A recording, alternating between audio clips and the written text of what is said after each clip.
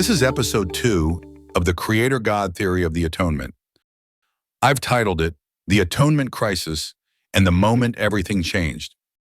At the heart of the atonement crisis was this: the demands of divine justice cannot be satisfied by committing an even greater injustice.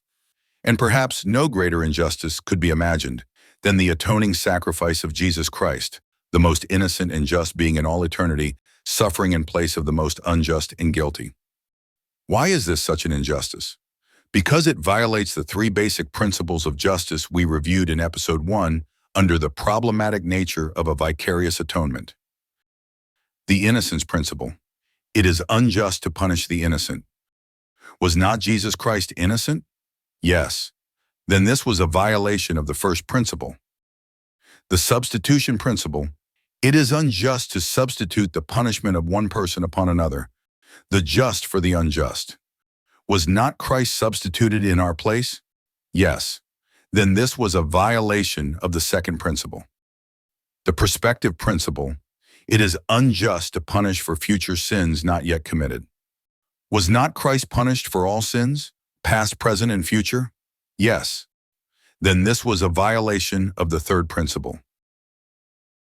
How can the demands of divine justice be satisfied by what amounts to the greatest injustice of them all, the atoning sacrifice of the only begotten Son of God, carried out by a God who professes to be a God of justice? And this leads me to yet another disturbing question. What would you think of the character of a person who was willing to accept such an unjust act on their behalf, to let an innocent suffer in their place, even if it were done in the name of divine justice? But what if it were done in the name of divine love instead? Would that make a difference? Perhaps it would. After all, who would not be moved by the vision of a God so loving that he would suffer in our place? As Christ himself declared, "Greater love hath no man than this, that a man lay down his life for his friends." And yet the question remains, can love transform what is unjust into something just? The answer, pressed so clearly by those professors referred to in episode 1, is no.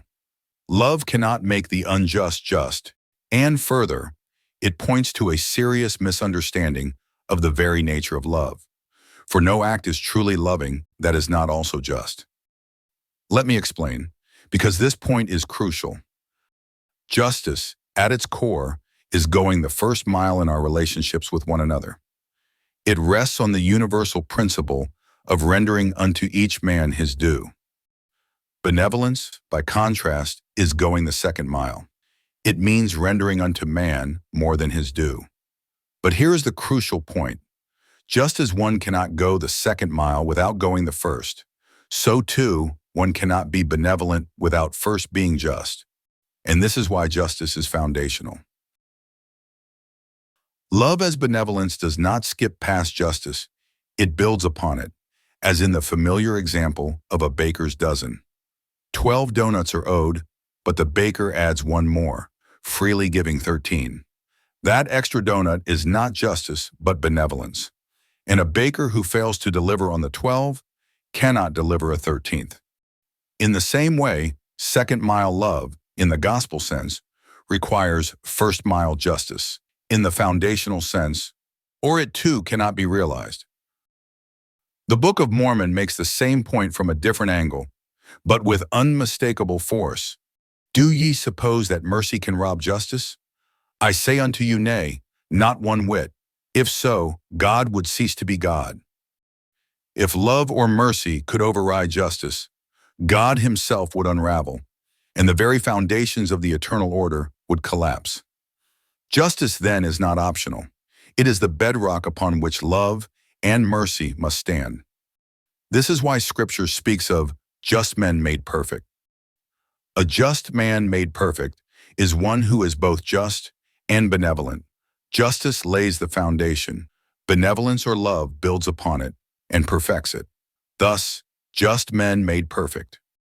And so central is justice in the eternal worlds that the Apostle Paul referred to the resurrection itself as the resurrection of the just and the unjust, for he declares, "There shall be a resurrection of the dead, both of the just and unjust, with the dividing line between the various degrees of glory, drawn along these distinctions: the just and benevolent versus the unjust and malevolent. All these teachings make one truth unmistakable. Justice is not optional, but foundational. It is the line that divides the eternal resurrection itself, the resurrection of the just from the resurrection of the unjust. Mercy cannot rob justice. Benevolence cannot exist without it. And even God cannot be God without giving justice foundational primacy in all his creations, even above love, mercy, and benevolence. That conviction that God is just and that justice is foundational to his nature and his dealings with man kept me searching year after year for a solution to this atonement crisis, but without ever finding it, until the moment everything changed. That moment came, as noted in the last episode, in the most ordinary of ways. A colorful meme shot across my iPhone screen with the words of a Polish proverb, "Not my circus, not my monkeys," meaning, not my problem. Yes, I thought to myself, that makes a good and clever point. But what if it was my circus and these were my monkeys? Then it would be my problem. And immediately, in that very instant, I saw the atonement in a new light, from an entirely different perspective, one that changed everything, and gave birth to what I would later call the Creator-God theory of the atonement. For centuries, Christian scholars and theologians have spun out one theory of the atonement after another, desperate attempts to explain the inexplicable and justify the unjustifiable. Why? Because they were looking from the wrong perspective, the perspective of the creature rather than the Creator. Even Amulek, in the Book of Mormon, tried to alert us to this when he declared, "Now there is not any man that can sacrifice his own blood, which will atone for the sins of another. Now, if a man murdereth, behold will our law, which is just, take the life of his brother? I say unto you, nay, but the law requireth the life of him who hath murdered. Therefore there can be nothing which is short of an infinite atonement, which will suffice for the sins of the world. And that great and last sacrifice will be the Son of God, yea, infinite and eternal." The obvious question is this: why is it unjust for one man to suffer for another's sins, yet not unjust for the Son of God? The answer lies in Amulek's subtle shift in perspective, from the finite creature to the infinite Creator. Only from God's position, as Creator, does the underlying justice of the atonement make sense, in terms of responsibility and accountability. Let me explain. The finite creature can say, "Not my circus, not my monkeys, not my problem." But the infinite Creator cannot, for from his infinite position as the Creator God over his finite creations, this is my circus, my monkeys, my problem. And that is the point. Amulek's subtle and decisive shift from the finite creature to the infinite Creator changes everything. Nothing stays the same. If Amulek's shift in emphasis from the finite to the infinite is real, and the Creator-God theory holds, three consequences follow that reframe the whole problem. First, accountability widens. The issue had been framed too narrowly at the level of individual accountability. Adam, Eve, you and me. But when viewed through the Creator's corporate responsibility over his creations, a broader framework comes into view. The Creator God himself stands accountable for his creation. Second, the stakes deepen. The problem is not confined to personal sins or failings. A larger horizon emerges.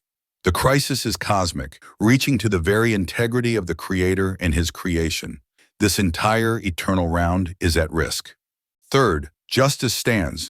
The accusations of injustice collapse.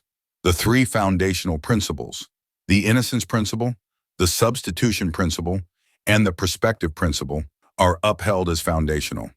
These shifts from individual to corporate, from personal to cosmic, and from apparent violation to ultimate resolution, recast the atonement in a way I never could have imagined, yet they became the very heart and soul of what I would later call the Creator-God theory of the atonement. Truly, my circus, my monkeys, my problem, is the clearest and most memorable synopsis of this new understanding.